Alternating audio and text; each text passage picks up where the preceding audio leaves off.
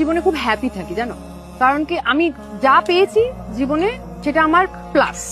দেখো আজকে থাকবো কালকে থাকবো না, চলে যাবো, one day everyone has to go into Ashes, কিচ্ছু নিয়ে যাবো না। শুধু আমি চলে যাওয়ার পরে হয়তো লোকে এটা বলবে এ ভালো ছিল এ খারাপ ছিল, দ্যাটস অল। তাই না, নিজের মতো করে বাঁচি, নিজের প্রিন্সিপালে বাঁচি, কোনো আপোষ করি না। ধরো ওর ওটা নেবো, ওর থেকে ওর এটা আছে আমার এটা নেই, ও এটা করতে পারছে আমার এই জিনিসটাই নেই জীবনে।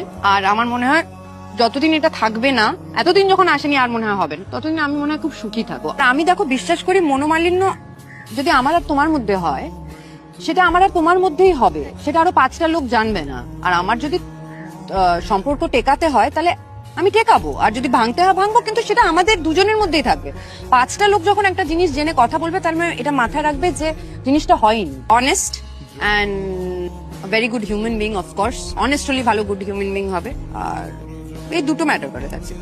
হার্ট ব্রেক একসময় মানে ইট ওয়াজ লাইক, এখন না মনে হয় ম্যাচিওর, অনেকদিন হয়নি তো তাই জন্য যায় না।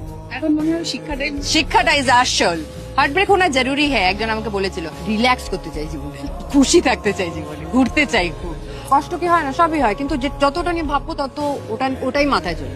খুশি থাকো, one life to go, just think that কালকে যদি চোখটা না খুলতে পারি তাহলে দেখবে আজকের দিনটা খুব দারুণ কাটে। কে এসে কি বললো, that does not define me at all.